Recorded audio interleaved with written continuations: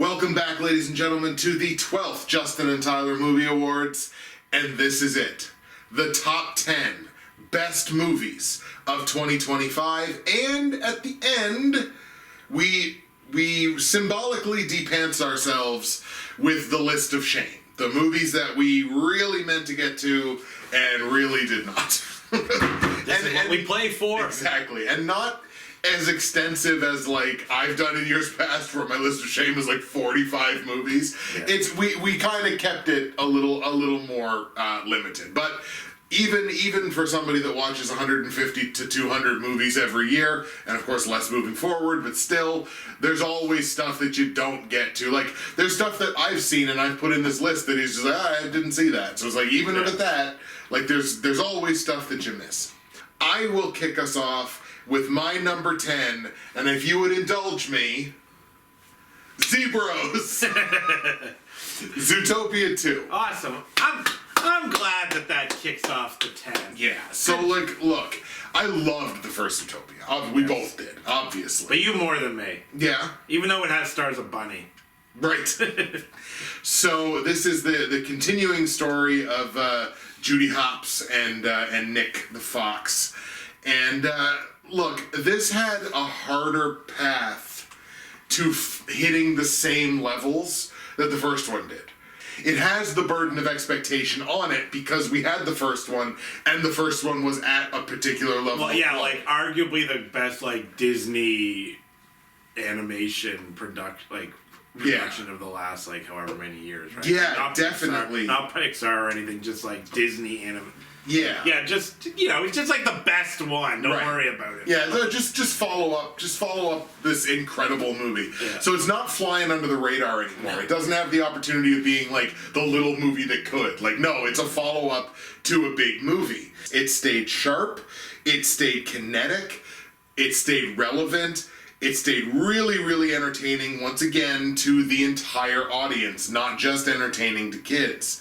I have to wonder how many times they're going to be able to kind of keep going back to the well with, like, the government of Zootopia is corrupt, because they've done it twice now. So you got to wonder how much more they can kind of go back to the well with that, or if they have to start going in different directions. Like, I don't think you'll ever get, like, the dark Zootopia where it's like, there's a serial killer in Zootopia. Like, I don't know that they'll ever go that direction. But, like, you know, maybe they could. Maybe they could. It would be a little different, obviously. It would. Or, like it wouldn't be like abductions, right? Like, yeah, maybe it's not murders, maybe it's just abductions. People are going missing, right?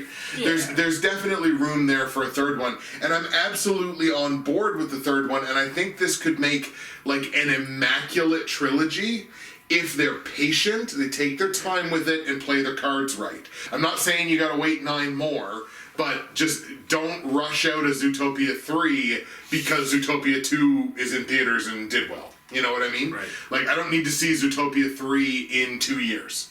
Sure. Zootopia 2, my number 10, best movie of 2025. Right. I don't really have much to add. I'll just kind of reiterate and maybe expand upon a point I made earlier where and you agreed on that. I do think it's lesser than the first one, but this is where I expand on it.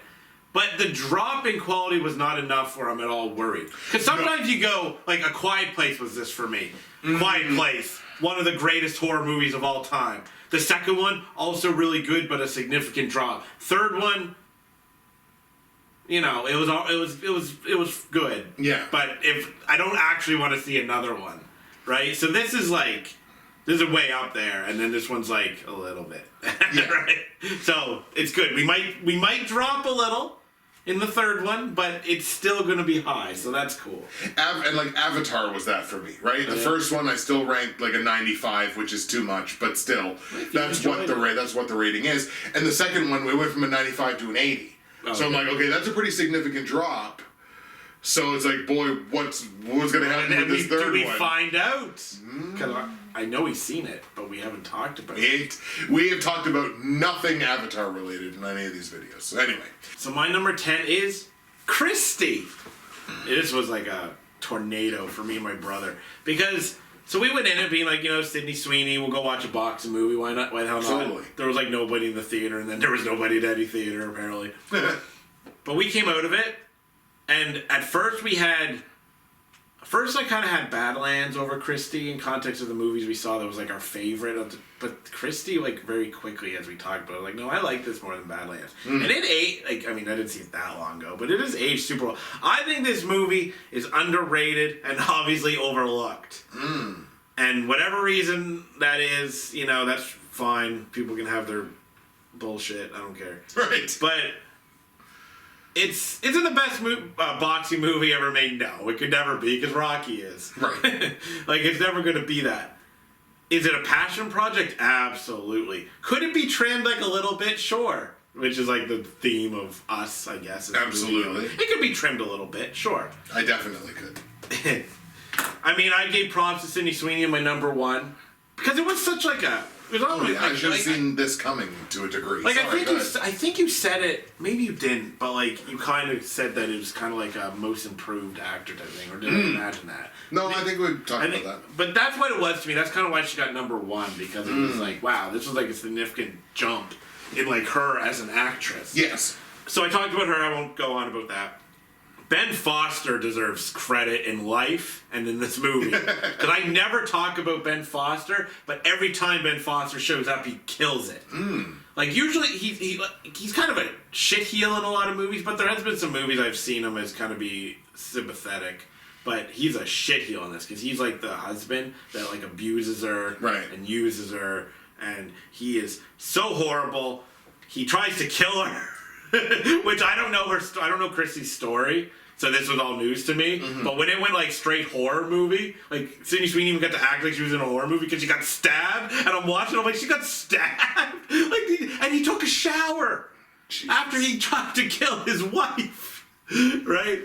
And then the way it kind of dealt with the fact that she was obviously like a lesbian, because I don't think she was even bi. I think she was a lesbian, but she kind of felt obligated to marry a man. Really dealt with that. Her mom's a shitheel too, because when she tried to talk to her mom about, I think that the guy's name was Jim, Ben Foster's character, she was just like, oh, she's like, you can't talk like that. And I was like, you the mom? I was like, she could get it too, but she didn't.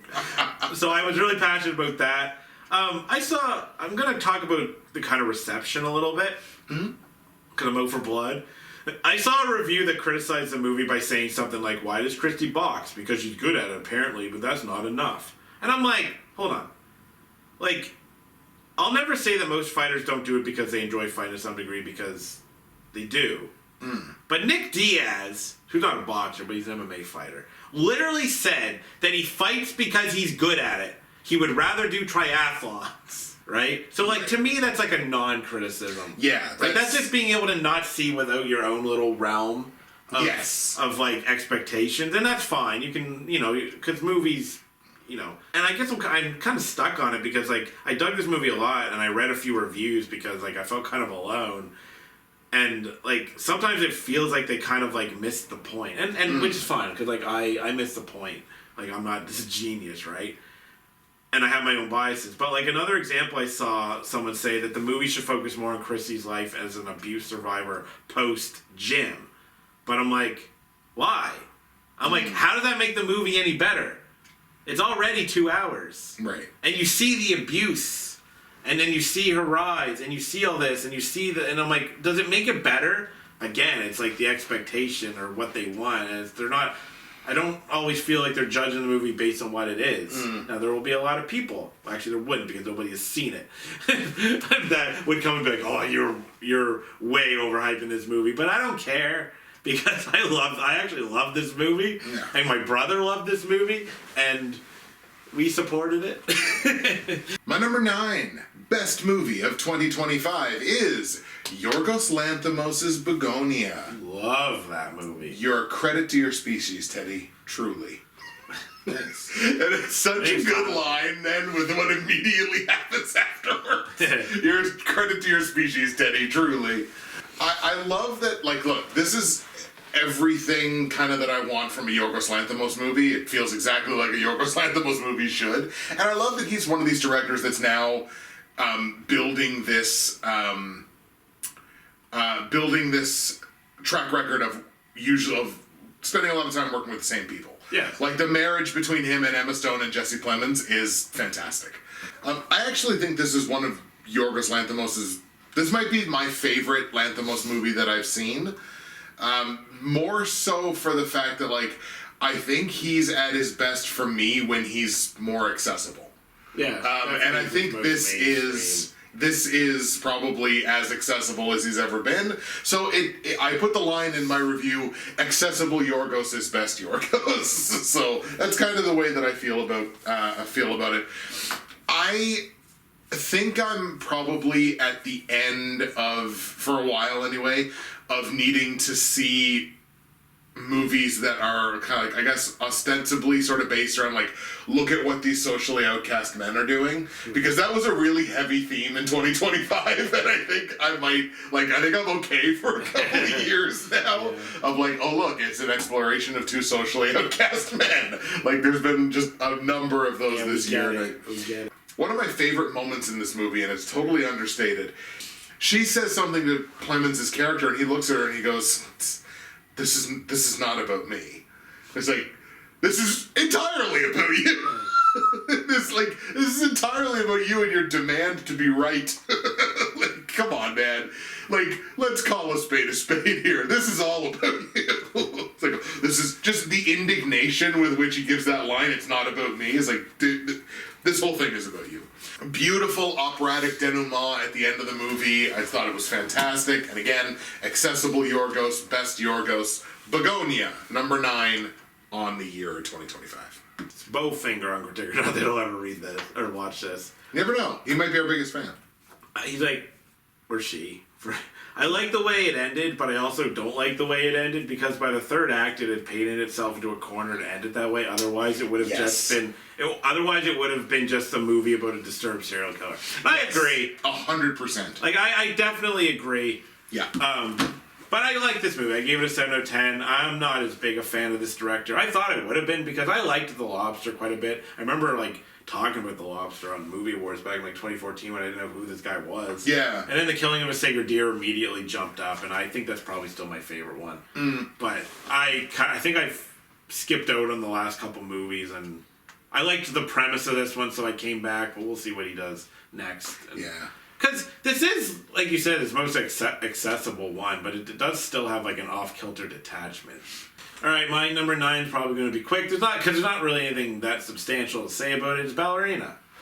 Nice. Ana de Armas is one of the most believable like girl like action stars in the world. Yes. While also being one of the prettiest. See, it's not John Wick Chapter 4 because no action movie is. That's my favorite action movie of all time. Yes.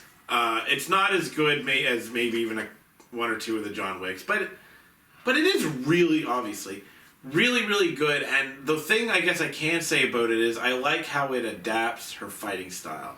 It doesn't go in there. It's not like you're going to do what John Wick does or what a man would do against these men. It's like, no, you are weaker, you are smaller, so you're going to use what you have to fight these men. And I'm like, finally! Thank you. Like, look, I watched tons of movies with like women beating up men, and I'm fine with it, even though I've said many, many times that women are less believable in action movies in general, only because of the fact that it is a little harder to believe sometimes that a woman can beat up all these massive men. And the problem is they do these like head scissor takedowns all the time. Like you see it all the time with women, right? And it's kind of like, yeah, it's fine. And there's plenty of women, Emily Blunt, Ana de Armas, that it's kind of like they can make it believable, right? But this was like one of the only female-led action movies that are like, no, you're smaller. You use what you got. Yeah. And you outsmart them and you beat them up that way. And that's why John Wick movies are some of the most actual intelligent action movies. It's still has that DNA of like thinking of something that someone might not think of. Yes. As much, right? And I really appreciate that about Ballerina. And I do like her character arc is to be honest, more emotional than John Wick's, because I know John Wick's dog dies, but we've talked about this, and he's not really doing it because of his dog dying. Right. He's doing it because it's a dog that his wife gave him. He's doing it more for his wife. So yeah, Ballerina, maybe it's not as good as I thought it was going to be, because I thought maybe it had a serious shot at number one, like before the year started. Yeah. But it's not that, but I do love it legitimately. So yeah, my number 9 is Ballerina.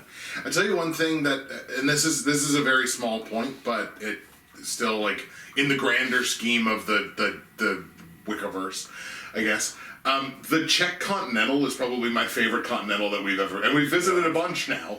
But I think the Czech Continental is probably the best Continental that we've seen in any of those movies. Yeah. I loved the Czech. Either that or I guess the Japanese one, which would have been in the most recent one. Yeah, that one was cool. That one was great. Was it Japanese or Chinese? Japanese. Yeah. So either that or this Czech Continental. I still think pound for pound, I think this Czech Continental is probably the best one that we visited. My number 8, best movie of 2025, is going to be a quick one because it falls into that category of chewing my food for a 27th time. It is the good Steven Soderbergh movie from this year, Presence. Ooh, that's high. Yeah. I know you really like it, but that's high and that's cool. You made a mention earlier in these videos when you were talking about Presence. I believe you drew a parallel with Paranormal Activity 1. That's with the horror. Like, yeah. Kind of horror. And I love that comparison simply because this gave me major Paranormal Activity 1 vibes, but only of course because of just the element of there's things happening and you can't see why they're happening, and things like that. You're observing, but I mean, of course in PA1 you're observing as a third person. In this you're observing as a first person. So it is different. But the vibe, the PA1 vibe is there for the first little bit until the story really kind of unveils itself. And that's what this movie does so well, is that the crux of this story, the narrative, as they get to the reveal, it builds itself brick by brick. It builds it slowly. There's no scene of it just being like, just exposition ferried all over you, which for this, gross. I know, isn't that terrible? But like, what an awful visual. Yeah, gross. What was your Godzilla thing about slapping meat? Why do you do this during the movie? Big meaty kaiju slapping meat. Yes. And now you got exposition very all over you. All over. Gross. Oh God. Alright. Back to Presence. Light on the scares, heavy on the intrigue. The last 15 minutes is like scintillating as it finally unveils exactly what it is, but it doesn't feel like it rushes to an ending. Yeah. Like it gets there, and some other movies will do this. It'll unveil its big thing, and then it'll just, and then that's the end of the movie. It's like no, we're gonna take 15 minutes here. We're gonna have our ending. We're gonna have our reveal of what this actually is. Have the ultimate reveal right at the end of the movie, where Lucy Liu has her best performance point, where she just starts screaming, crying into this mirror. This movie is fantastic, and it's so weird to me that in the same calendar year, Soderbergh can make this and then also make Black Bag. I don't know. It didn't make a lot of sense to me. But Presence is my number 8. I don't have anything to add. I already talked with the movie. I agree with you. It's great. Mm-hmm. I mean, I don't love it as much as you, but I mean, I do really, really like it. Yeah. I suspect that my number 8 is not going to land with anything at all until I unpack it for you. Okay. Okay? I've actually been waiting for this moment, and when I say, you're going to be like, why? All right. My number 8 is Angel's Egg. He doesn't know. He doesn't know what it is. But I'm going to tell you why this is of grave importance to the movie awards. This movie absolutely shatters a record for the movie award. It completely crushes it. It'll probably never be beaten again. It'll never be beaten. Okay. This movie is a 40-year cheater. 40 years. Is it Lost to Time? What? Here's the thing.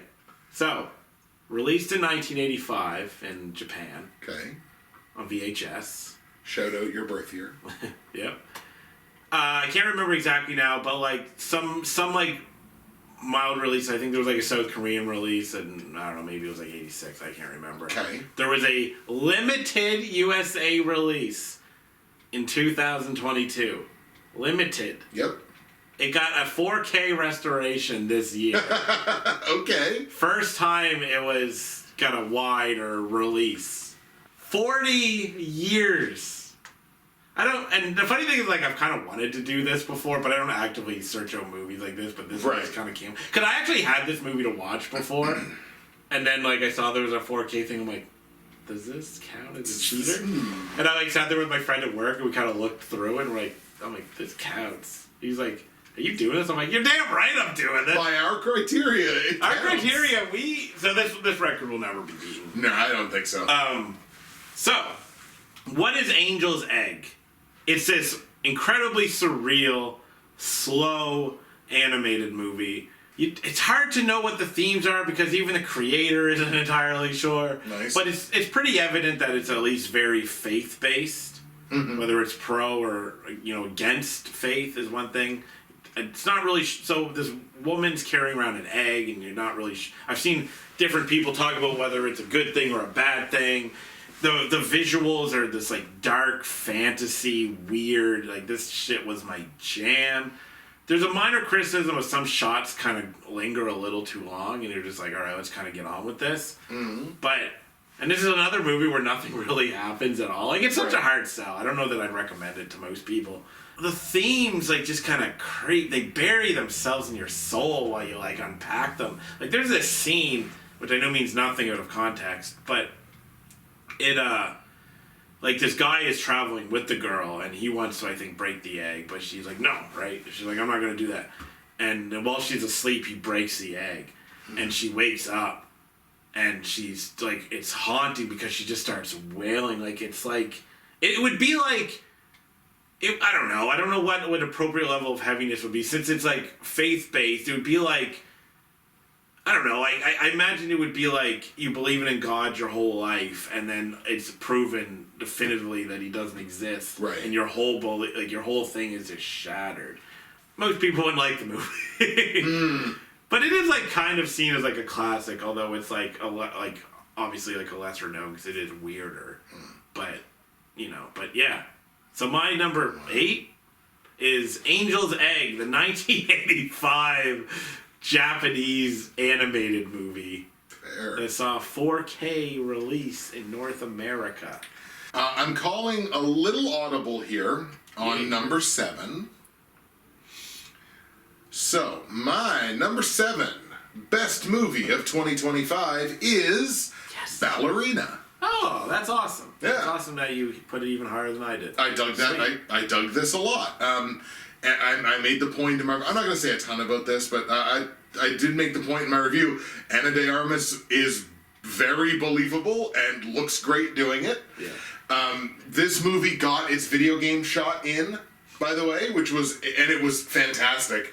It was the scene at the club where she gets in the car and she drives away into the deep background, and then the car comes this way and hits her and pushes her back to the foreground. I remember that. Because it's just like one continuous shot, right? It just goes away and then, and it's like, no, this ain't over yet. And that was probably my favorite scene in the whole movie. I think Ballerina stands really comfortably inside this. I'm not going to bother ranking movies in this Wickiverse, but it stands really comfortably among the movies that are in this Wickiverse. And I was admittedly, and I don't remember exactly what I thought this reveal was, I was admittedly waiting for, like, some big reveal about her father to happen that never does come, and what does come is kind of wrapped pretty tightly in, like, cult speak. Yeah. So, like, I don't remember what that revelation I thought that was coming, but it didn't. And yeah, I'll just reiterate, check Continental, I think is, like, if it's not the best Continental we've seen, it's the second best. I would totally watch another one of these. I hope there are more of them. So yeah, Ballerina, my number 7. Before I say my number 7, I'm sorry, Justin. we're going to eventually get back to our regularly scheduled programming of movies you have seen. we got 2 more, but this one you at least know of. Yes, because we've mentioned it. I mean, if you've seen it, that would be friggin' great. But so number 7 is Chainsaw Man the movie Reze art. Wow. Okay. Oh, is that how you pronounce it, Reze? Reze. Okay, right on. Because I've been saying Reese, but okay, cool. Yeah, wow, like, this is cool. Okay, I'm not familiar with Chainsaw Man. Right, this is actually a sequel to the series. Yes. Right? I never read the manga or anything, but I knew of it. And when the show came out, I was like, I should watch this. I kind of like dig this, right? But I was like, nah. And I sat and like everyone loved this movie. So Yeah. I feel like I'm really missing out on something, right? So I was like, I don't really want to watch the whole show because I just don't watch much TV. Right. So I was like, all right. So I did like a 15-minute video like recap. Mm-hmm. And I was like, I think I know enough. We're going into this tonight, right? This movie, and probably the series, deserves all the recognition it gets because it's in rarefied air where it can go from being vulgar, sick, gory, violent, like obscenely violent to like really legitimately emotional storytelling. Right. Which is insane because it's a movie about a man made of chainsaws. Right. Exactly. Like he goes, and then he pops out chainsaws and he fights things like the main villain is the bomb devil who's just bombs, which is funny that like there's a meta thing here where like the first movie is like a bomb, like kind of like bigger, like a theater experience. You know what I mean? Sure. Yeah. Kind of something. I don't think that's intended, but that's kind of something I thought of. Like I did not expect so Denji, the main character, and then there's Reze, like the girl, and like there was this like thing growing between them, and I really wanted them to be together, but I kind of knew enough about the series after the recap and stuff to suspect that something was going to go horrifically wrong. And boy, did it ever. Because there was a scene where she's being chased by a sadistic serial killer in a school while Denji's kind of off doing something else in the school. She chokes him out on top of the rooftop with a completely emotionless face, and she's like this. And I'm like, there's something going on with Reze. And there was, because she's bomb devil. So he has to fight her. And it was heartbreaking. And he's like, during the final half, which is a lot of action, like, which is cool, like really just awesome, intense action. He's like yelling profanities at her, like, you but it never feels like he really wants to fight her, because he wants to find love throughout this. Like, he goes on this kind of like touching date with this other girl at the beginning that he was like, they go to like a movie theater and they just watch like 4 movies or whatever, but it was like a surprisingly kind of like cool moment in a movie that's called Chainsaw Man. Right. And I was like this movie is so good, and I cannot, and then it ends on a note where I'm like, I cannot wait to see where this goes. Like, I'll actually have to watch the show because I think they're going to go back to the show. Oh, okay. So I'm going to have to watch season 2 when it comes out because I'm super invested in this insane, like, again, anime fans and stuff are like, yo, duh. Right. But I'm not really entrenched in that world. Like I've seen Angel's Egg, which was funny because my anime nerd manga friend, he was like, now you've got credibility. Like, you got serious cred for watching Angel's Egg. Nice. And I've seen like a bunch of like anime and obviously quite a few anime movies, but I wouldn't say I'm like, entrenched, but yeah, Chainsaw Man got me, man. Oh, that's fantastic. And it got a lot of people because it made a crap ton of money. My number 6, best movie of 2025, we're really getting down to the nitty-gritty now, is back to the well of chewing my food for the 27th time. It is The Damned. And this was the audible that I called. I flipped The Damned in front of Ballerina. Oh. And again, as I've talked about this movie 100 times already, the perfect vision of Thorder Paulson, I'm just going to go ahead and read my review. This year's winner of indie horror I'm totally captivated by. Yeah. Joining last year's winner, The King Tide. Remember The King Tide? Yeah, I like that movie. Same deal. Like, completely in love with it. Atmospheric to such a degree that it makes you feel every bit of cold within its setting, with an excellent bit of foreshadowing and an encroaching, omnipresent darkness. Like, as the movie goes on, you feel cold and you feel dark. And it just keeps going colder and darker and colder and darker. Odessa Young is the standout performer, wrestling grief and terror, and the methodical vision of writer-director Thordor Paulson guides this to high marks, also doesn't submit to the allure of cheap jump scares. Ladies and gentlemen, the best thing that I can say about The Damned is go watch The Damned. Like, at this point, if I haven't sold it yet, I guess I probably never will, but go watch The Damned. He sold it to me and I watched it. My number 6 is Baby Assassin's Nice Days. Oh yes, the return of the return to the Baby Assassins universe. Yes. I think this was my second favorite movie of the year at the mid-years. I actually rewatched this one. I didn't rewatch the other ones, but I thought, like, could this creep up even a little bit more? I was like, I'm gonna rewatch it, and I did, and it's so lovely. This trilogy is so lovely. Two lovable teenage idiots that are also high quality trained assassins. So you get to see some, like, they're not really action movies. Well, they are, but there's a lot of drama and comedy too. So it's not straight action. But when the action hits, it hits hard. Like in this one especially, it's easily the best choreography. The villain's great. Can't remember his name, but like the first scene you see him and he shoots a kid, and I remember seeing that being like, oh, okay, we're here. and that really added stakes, and maybe the other two movies didn't have. Like, I rated this one the highest, and I love the other ones, but this one had like a villain where I was like, okay, this guy's a good villain.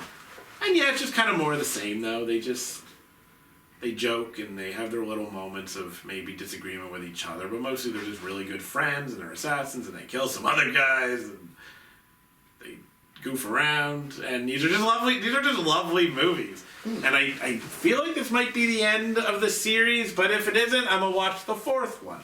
Folks, we're into the top 5 now. My number 5 best movie of 2025 is Thunderbolts. Yeah, Thunderbolts. Asterisk.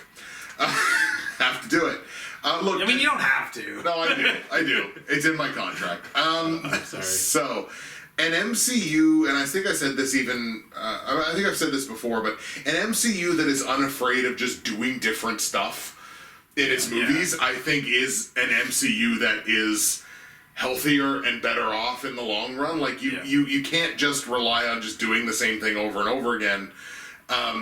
And always expecting to get the same results. You got to do some different stuff. And there's not much different, I don't think, that could have been done in an MCU movie this year than I'm a villain that attacks you with depression.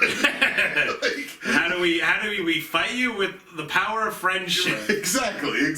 So I mean, just that as a sheer concept is enough to kind of put this to high marks. I love the way it was performed. Florence Pugh, I think, is a performer that I have underrated personally. Like, I feel like I should give Florence more credit. I give her credit. I've given her awards. You have given her awards. She's great. And the fact that you have this, again, this villain that, like, I'm going to attack you with depression.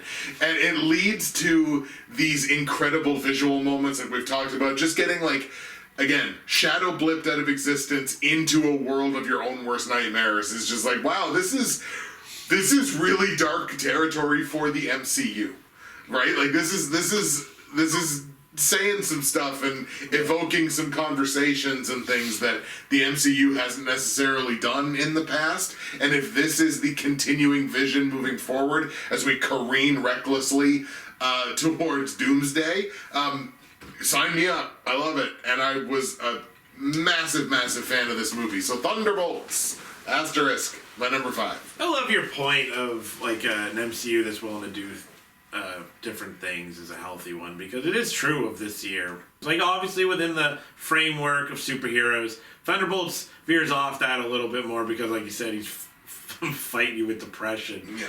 And Fantastic Four is, like, here's a big bad villain, but it still feels so different and has its style that's interesting. And I enjoy that about, like, it's true. Like, the MCU, they don't all have to be, like, different, but, like, they should be trying stuff. Yeah. So Thunderbolts. I mean, I like Thunderbolts because we had the mid-years, so that's not a spoiler, but where is it on my list?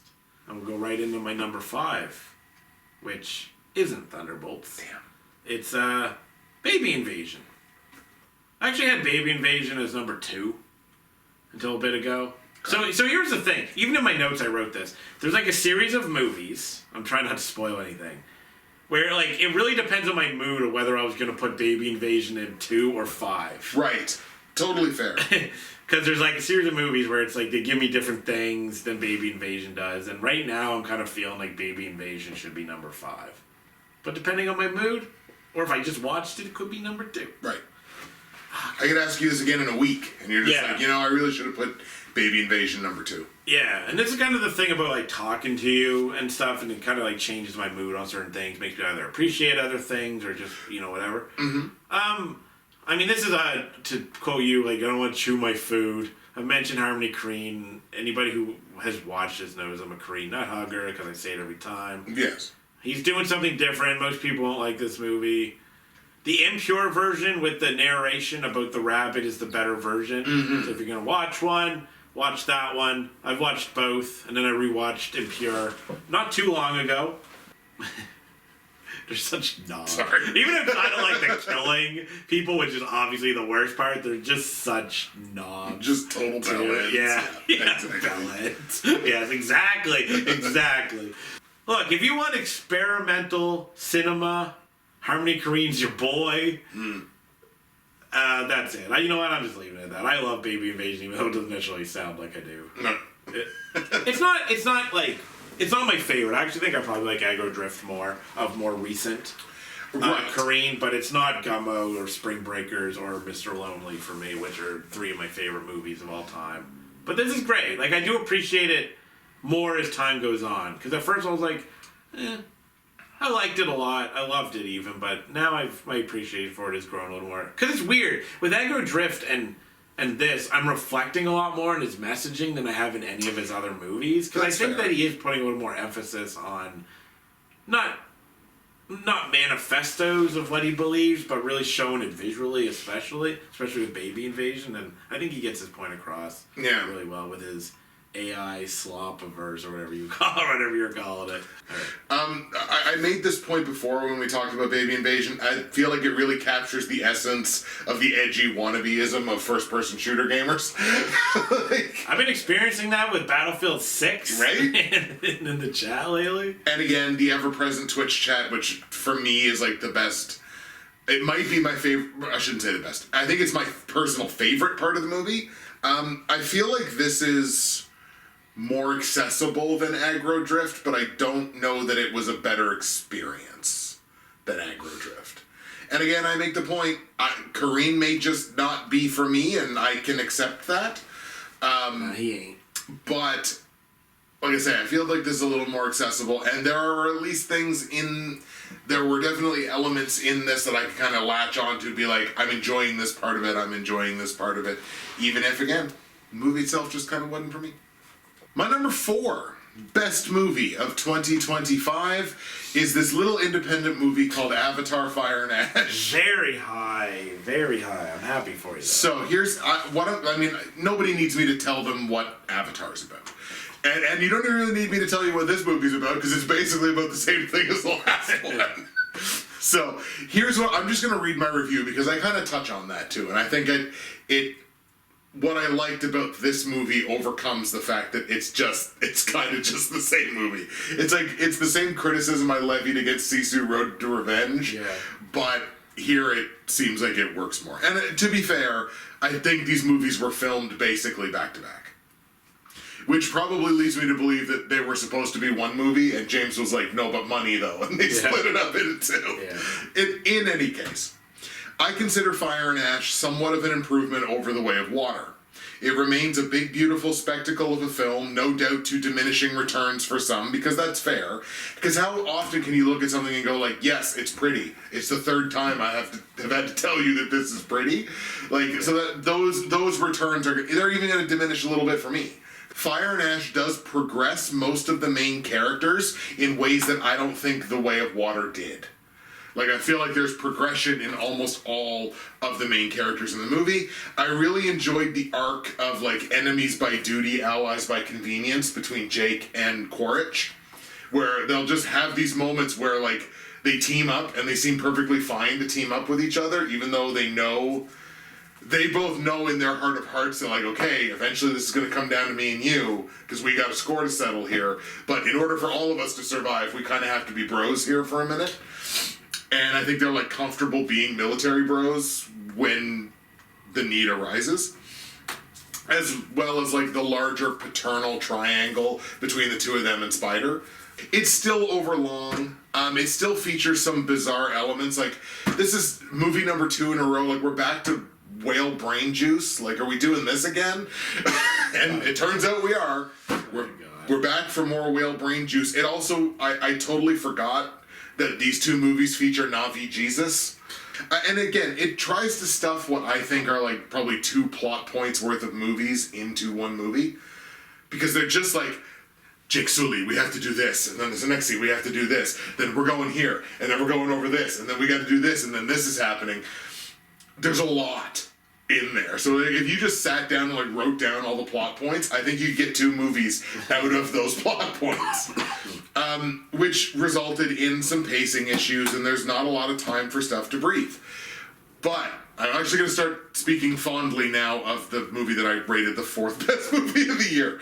Varang and the Manquan, I think, are such a great addition to the cast of antagonists in this universe. I can't wait to see their like continued progression, because you just kind of think at first it's like, oh, they're the fire ones. Yeah. There's going to be different elements, and they're just the fire ones. And no, I feel like that particular character of Manquan of Varang and the Manquan as a whole, I think is going to give us a lot more kind of narrative juice moving forward, kind of exploring them as a particular tribe and kind of where they came from and where they are continuing to go. I think it sits between its predecessors. I don't think it's as good as the first movie. I don't know that any movie in this franchise is going to be as good as the first movie, but I feel like it's better than The Way of Water. So it's going to sit at number 4. It's still a big, beautiful spectacle that I look forward to as much or more than anything else. There was a part of me that hoped that this came in and overtook whatever your number 1 was. Because I want this for you. Yeah. I'm out of Avatar. I don't care anymore. Like, so I don't have anything to add because I didn't see it. But I actually do like the first one, for the record. I just really hated Way of Water. But I will say one thing. Like that you mentioned glory shots of Pandora. That was a thing that I hated a lot about Way of Water. I remember, like, I made a really edgy joke, but I won't make it here. But I was just like, okay, I know. Yeah. I get it. I remember this joke. Yes. No, you're right. Yeah, you're not. No, totally. It's you. But maybe I would have really liked this. So anyway, that's cool. I'm glad that it is so high in your list, because I want this. I want you to be happy. All right. So for my number 4, I'm also going with something really obscure, and I'm going with Superman. Nice. Yeah. What can I say? Like, I mean, this really is a case of this is just a really good superhero movie. It wasn't like we talked about with Thunderbolts, where it was doing something different. This was just like, no, this is Boy Scout Superman with a great villain. Obviously, Lex Luthor's great, with the best dog of the year. Right. In Krypto, which... Number 1 best dog of the year. I gotta be honest, if Krypto wasn't in it, I probably wouldn't have liked this movie nearly as much. I still would have really liked it because it's a great movie, but Krypto being in there added so much to the experience. I mean, I had mentioned a scene yesterday about when he's getting interviewed by Lois Lane, and he's like, people were going to die. And that's like maybe one of my favorite parts. She's like really pressing him on it, like, okay, you wanted this, I'm going to ask you questions, and you're not going to like all of them, but you wanted this kind of thing. Yeah, so that part was like, that part really got me, and just embodied Superman just in the dialogue, even the way he shot the movie. It was funny, though obviously not like the funniest movie of the year, but definitely had some good jokes. Had the Mr. Terrific fight scene. It had the Green Lantern when he walks and he's like doing his thing, and there's like the middle fingers are going up and flipping tanks and stuff. And it was, dude, this movie was just pure fun. Yeah. This was probably, of like the superhero movies, the one that was just like maybe the most fun, like just pure fun. It was just like, no, we need to get the DCU back on track, you know? Start this off well. So we're just going to make a Superman movie that's true to Superman. And what do you know? It was really good. Although there was some annoying dialogue around the movie being like, it failed. It failed. It's like, oh my God, guys. First of all, you're not even in the industry, so why do you care that much? Right. Like, I care about box office. Sometimes it's fun, but I don't care. I don't know, like, bootlicking film shareholders is a weird perspective to take when you're just a fan talking about the movie. I don't think it actually failed anyway, but whatever. I don't know enough Right. about that. I don't care. But anyway, yeah, Superman is my number 4. Wow. Oh. Superman was one that I think was like a dark horse for me, where I was like, did he put that at number 1? Did he love that much? And I was like, might be a conversation there. So now that I'm in my... Well, really, I was having a hard time with 5, like top 5 for a while. So really, I was kind of rotating. I was like rewatching these, and then every time I watched, I was like, no, this is the one, this is the one. But I settled on Superman being 4. I will say one final thing. Like, this movie, that end with Supergirl is so fantastic. Like, I've watched like a short of just that. Yeah. So much when she shows up drunk, like, where's my dog? Just like this perfect Valley Girl voice. Just like, where's my dog? My number 3 best movie of 2025 is Papa Guillermo's Frankenstein. I loved this movie. I loved it long and hard. Like, it took all the stuff that I loved about like Nosferatu and just like crank it all the way up. Like, I loved this movie so much. Lyrical gothic screenplay presented amidst the rich visuals that, you know, you expect from somebody like Del Toro. Again, there was some wonkiness and some mediocre CGI that I just kind of feel like he just kind of gets away with. We're just like, okay, we'll give you a pass on that one. It was kind of criticized a number of places for being like a retread of Shape of Water. Like, emotionally and like thematically in some ways. And I'm like, I don't care. Like, I do not, even if it is, like, you're retreading fantastic material, so I'm totally okay with that. That does not bother me whatsoever. Pretty well all of the lead performances in this, I think, were fantastic. Mia Goth was great. Jacob Elordi was great. Oscar Isaac was great. So, I mean, like, I'm hard-pressed to find, like, any criticism for me with this movie that really matters. Like, you can nitpick certain things here and there. Ultimately, I don't think any of it matters because the experience as a whole, I loved me some Guillermo del Toro's Frankenstein. It is my number 3 best movie of the year. So with Frankenstein, I had seen some people talk about how he humanizes the creature too much. And, like, there's no denying that Del Toro's love for the character probably prevented him from portraying him as a true monster, but I don't really 100% agree with the criticisms that he was humanized too much. Like, the main point I hear is that he really only kills in self-defense, which isn't totally true. He tortures Victor, who was a bad man, but tortured to the extreme that the creature did. It is still inhumane. Yeah. I mean, torture is pretty inhumane anyway, but this goes beyond, like, justification, what he does. And then I wrote, also, during his revenge tour, he decides to pursue Victor and ends up killing sailors who don't deserve it, and he has no remorse for doing so. So, like, yes, they shot at him first, but he made a conscious decision to put himself where he was. Yes. So, I don't agree with those criticisms. I gave it a 7.5 out of 10. I remember, though, when I turned it on and I watched the beginning, I was like, man, this just might be a 9, and then it kind of lost me a little bit as it went on, but I still liked it. I liked it a fair bit. I respect it.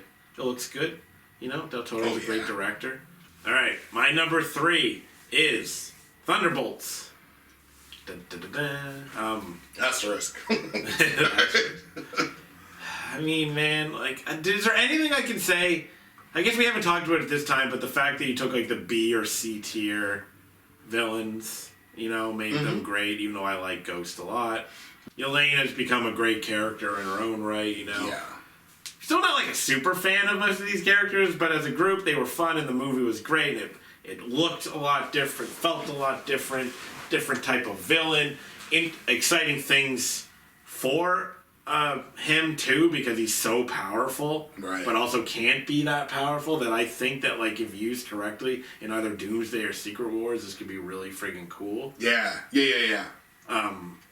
even if it's Doctor Doom using them somehow, right? Like, we don't know where this is gonna go, right? Right. So there's a lot at stake because he is in the universe now.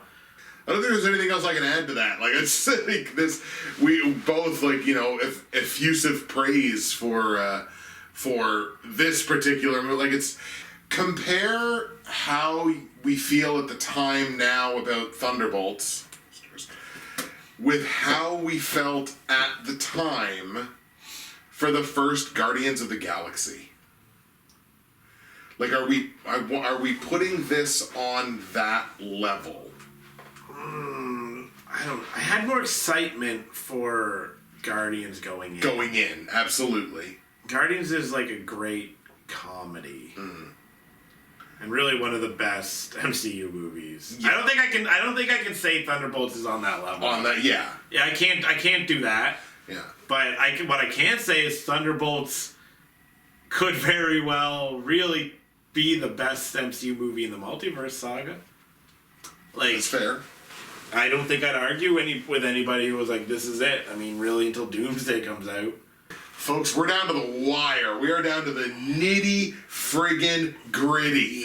Yeah. 2 movies left apiece. Yeah. My number 2. Yeah. God damn it. My number 2 best movie of 2025 is a movie with an ensemble cast. A movie where the music slaps and is a integral part of the story. My number 2 favorite movie is a movie directed by Ryan Coogler. Sinners. My number 2 best movie of 2025 is Sinners. I was close. You were close. That was what Tyler predicted. So we were both wrong. I was hilariously wrong. Record-breakingly wrong. Tyler was like, it hit the rim 5 times and rolled off. Like, you were right there. I feel like I've said everything that I can say about Sinners, about the performance of Michael B. Jordan, the performance of the rest of the like, it's insulated with a really good cast in terms of high-end talent as well. Like, it's got a ton of talent, a ton of depth of talent and width of talent. Like, there's great talent up front, but then the depth of talent goes 3, 4, 5 layers back in that movie. The music slaps in Sinners. It is such a good soundtrack. Again, it kind of faces the, like, you could be forgiven for almost feeling like it's 2 movies in one, because it does, like, obviously have a pretty significant tonal shift after a certain point. Coogler's a genius. Michael B. Jordan's a genius. Sinners, my number 2 best movie of 2025. I have nothing to add to that, because I've already talked about Sinners. So let's just move on to my number 2, which is a movie where there's a big guy that eats planets, and there's like a family. There might be 4 of them, as a matter of fact, and they're kind of fantastic. Are they good? All right. The Fantastic Four: First Steps. I did say that Thunderbolts might be the better movie in, like, the MCU, like, multiverse arc, and that probably is true. I just kind of like Fantastic Four more. Yeah. So I put Fantastic Four above. Here's what Fantastic Four needed to accomplish. I mean, if you're gonna have Galactus in it, you gotta do him well, and I think they did him well. I mean, you can always do Galactus better, but like, Galactus looked really cool, had his moments, right? Yeah. You have to, but most importantly, you have to nail the fact that they are the family. Yes. Because they're Marvel's first family. So if you can't hit the chemistry and get Fantastic Four's characters right, you have failed miserably. Because because this movie doesn't even have, like, a ton of action or anything, really. Right. Like, the action's not the best part of this movie. The best part of this movie is, like, the visuals, but like the music is cool, but, like, the characters are so good. Yeah. Like, so good. Which is also why I don't criticize it for not giving us an origin story out there. Like, They're just these heroes on this earth and people trust them. And then when they don't know that they can stop a thing, everyone's like, oh shit. But they also have so much cachet in this world that we're like, this is our plan, and the whole world unites. Like, we gotta build this stuff quick. And like, yeah, that's fictional. That's not gonna happen.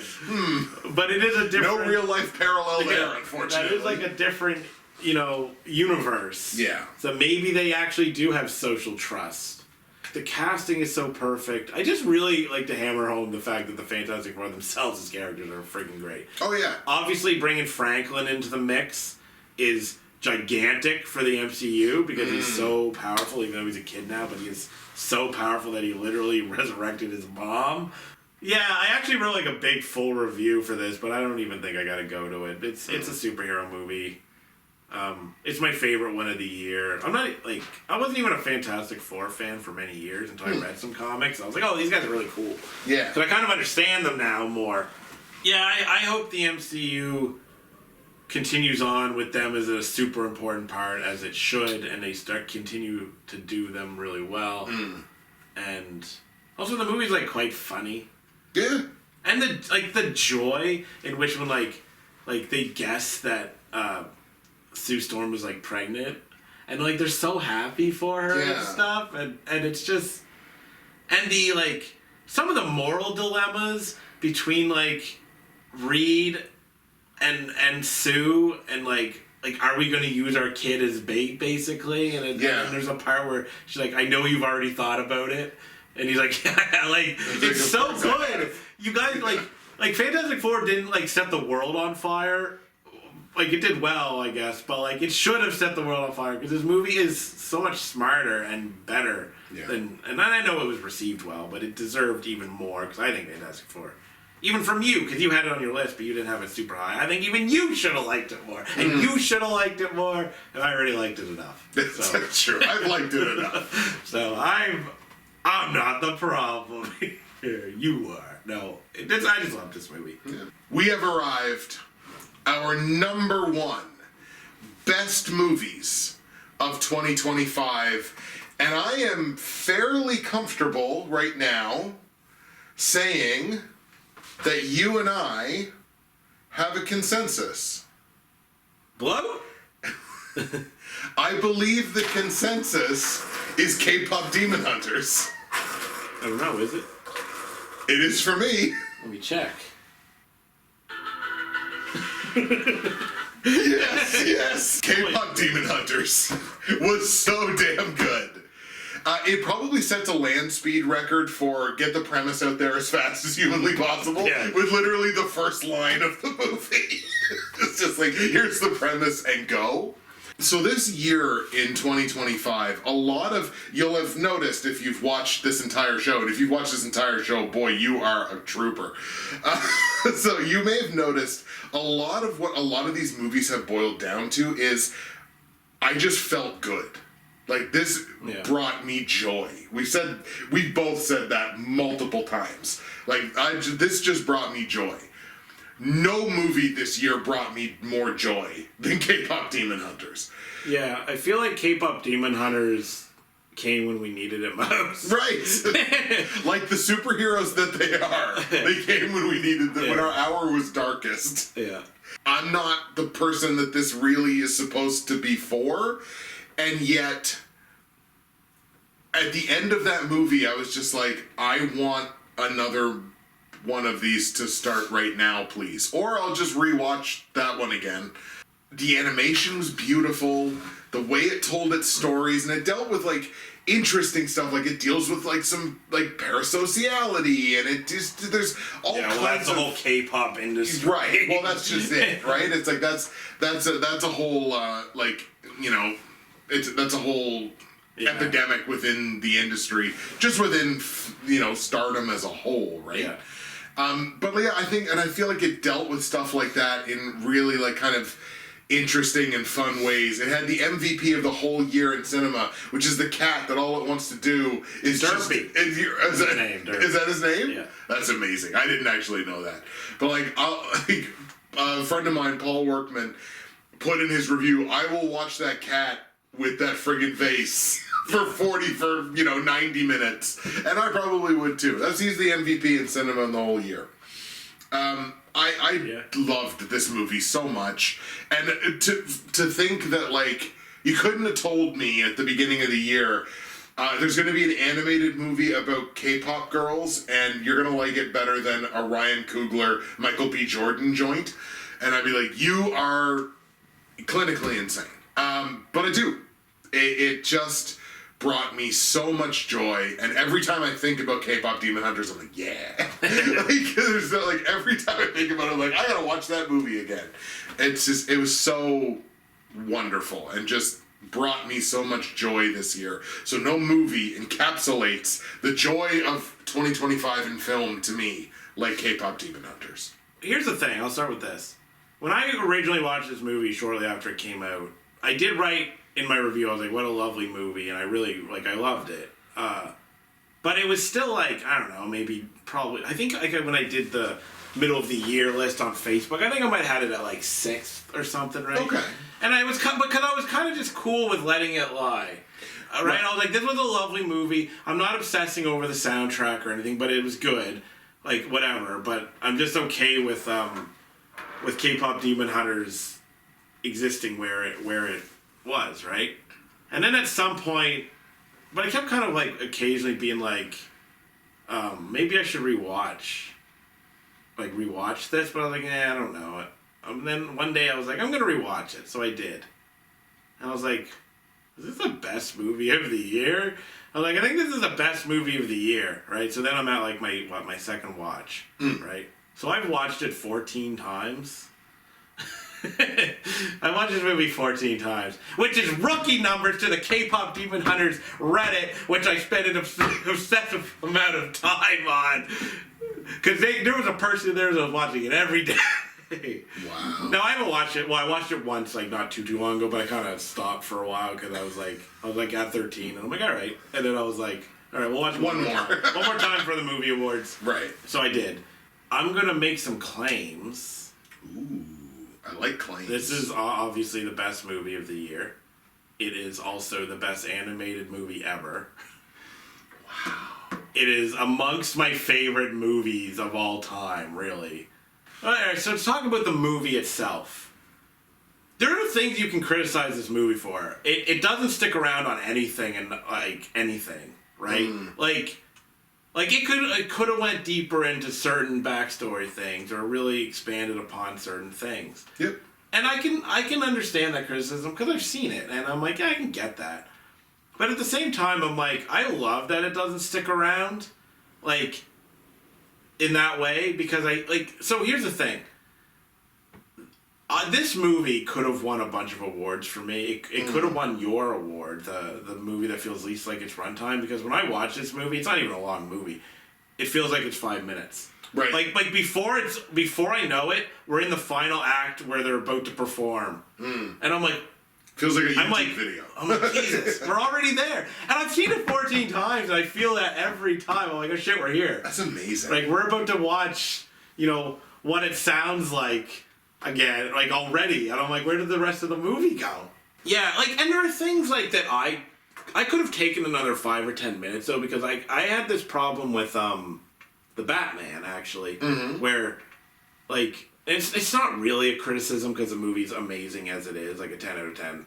But the action when it happens in this movie is so good, but it's also very quick a lot of the time. And it's when they're fighting in the bathhouse, we're watching Rumi, and that's cool. And then they're fighting, and then when she comes back into the fight, they're just boom, and it's really kinetic, and it's exciting, and they're flying around and using each other, throw the weapon in, and then they jump off, and it's this is awesome. And then she comes down, and it's boom, and then they're dead. Yeah. And I was 10 seconds. I'm I would have seen, I would have been okay with a little bit more fighting, because I thought what was there was so good. But I don't need it, because then I realized, no, there was plenty of fighting, but the fighting was the music.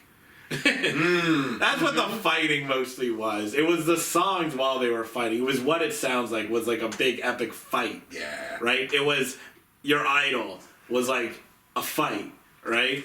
That's what the fighting was in that movie. But with that said, with the sequel, I do kind of wish they do. I do hope they do slightly more fighting, because I thought it was really just fun. I'm an action guy, so I like seeing that. But This movie is special Yeah. in a way that not one person on the planet, including the creators, even remotely thought it would be. Like, I'm sure they were proud of it. Oh, yeah. But there is something that doesn't get a lot of credit, though, that should, because everyone's wanking all over Golden and the rest of the actual, like, original songs. But the actual instrumental aspect, which is by the guy who did the Equalizer 3 soundtrack, which I actually like. Oh, really? Okay. I think it was Equalizer 3, yeah.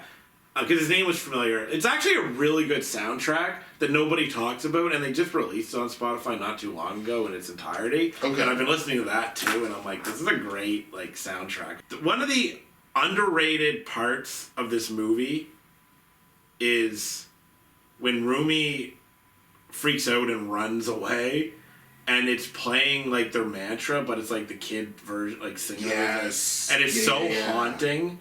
And they use that in like the soundtrack too, in like one or two of the songs. And every time I hear it, I'm like, Jesus, and it takes me back. Like somebody said, okay, then I'm done. Somebody said on the Reddit, they're like, this movie has a direct line to my tear ducts, and I'm like, yeah, it does. It absolutely has a direct line. Anyway, who's the best girl of the three?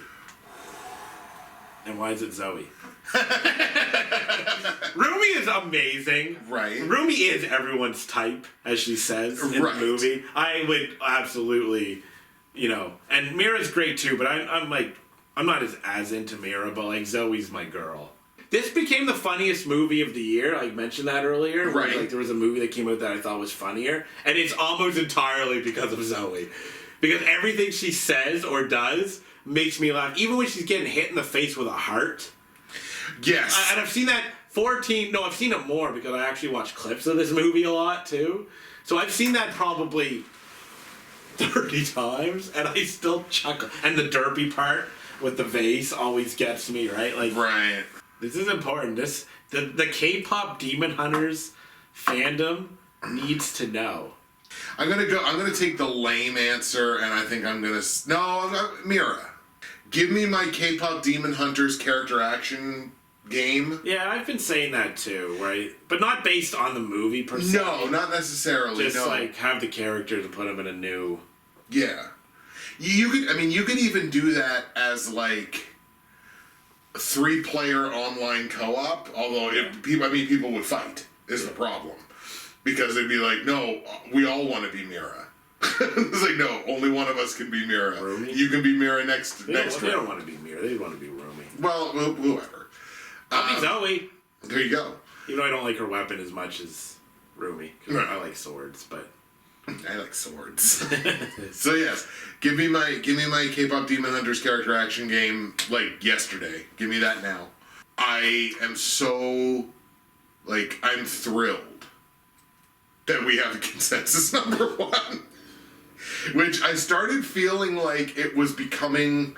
I started feeling around maybe number 12 or 13. I was like, man, he hasn't said K-pop Demon Hunters yet. And I'm like, of course I haven't. Neither have I.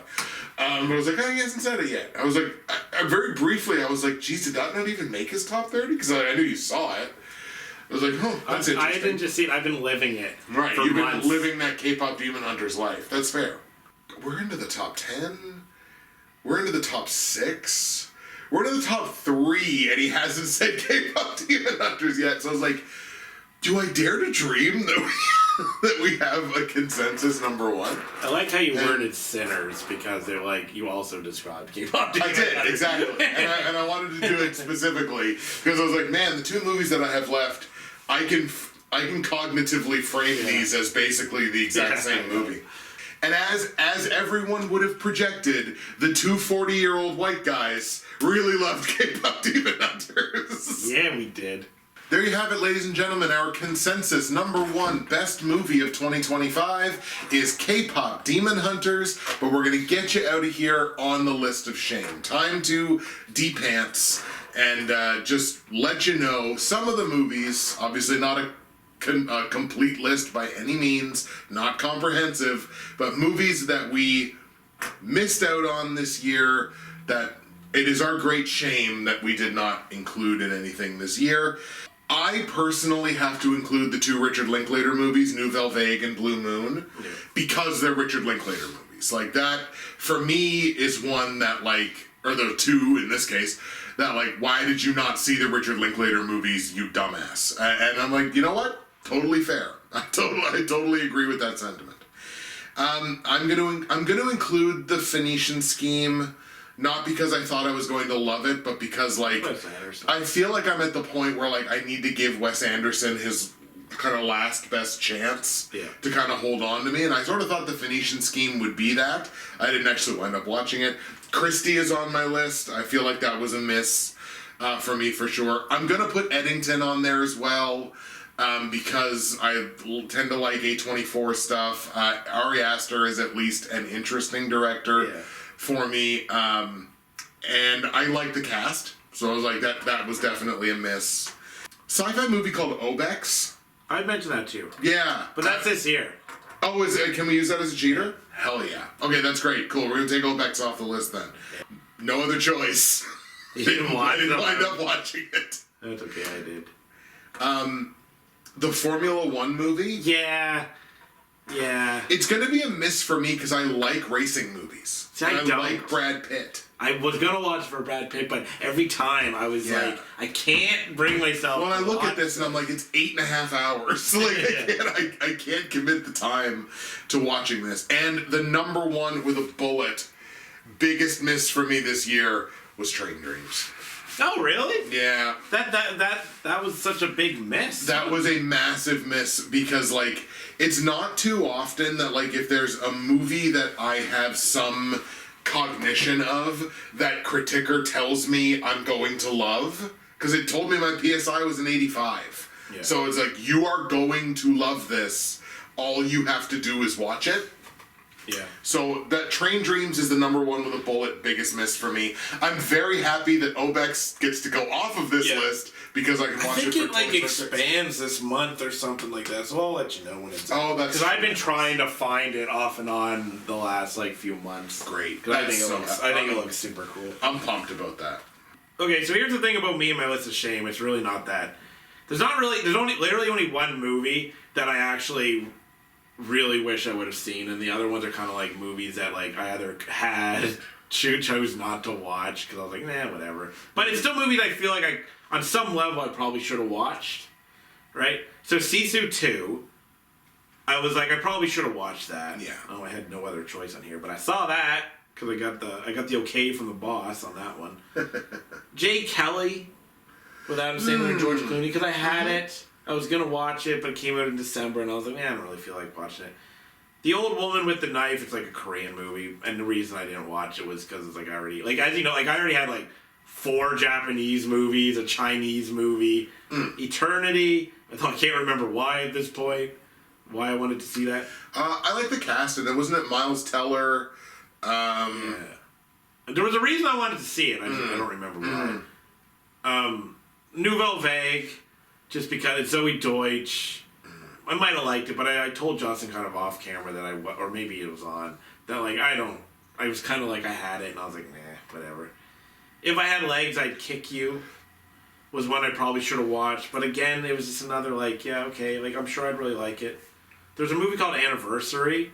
Yes. That was in Halifax when Chris was home, but we never got to see it. I didn't really think it was up his alley anyway. Another foreign movie called You Are the Apple of My Eye, and I'm not going to say anything about this because it's going to make more sense in a bit, and I'm sorry for how much I may talk here. The one movie I'm so uncool, you have no idea. The one movie that I wish I would have seen is called I gotta do this Twice, One in a Million. So in K-pop Demon Hunters there was a song by the group Twice. I don't know if you know which one I'm talking about. It plays when she's going into get dressed. Oh, okay. Strategy. Sure. Yeah. So when I was, this is a big spiel, I'm sorry. When I was listening to the K-pop Demon Hunters soundtrack pretty excessively, right? And then that song, and then I started listening to that song a little bit, right? And I was like, this is a pretty good song. I like this song. And then I was like, Because I'm a straight male. I was like, I wonder what these girls look like. Let's watch the video for strategy. And that was it. It was over. They are a national security risk. They are all so hot. So then I watched this video and I was like, I like this song. But really when it really kicked it up was I got recommended another song, like a solo song by one of the members called ABCD. Mm-hmm. And I watched it and I listened to it and I became obsessed with this song. I'm like, great. Now I'm just listening to Twice.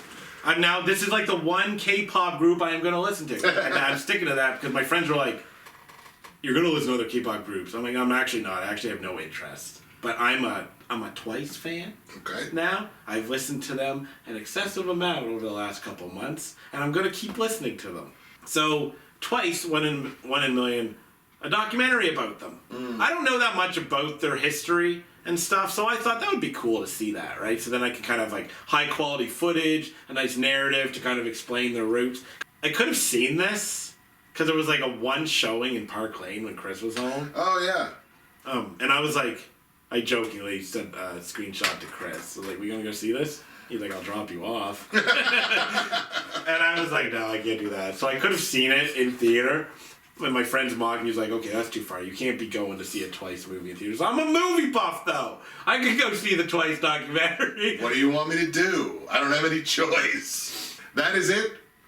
Thank you so much for taking the time to watch. I hope you clicked like on all the videos.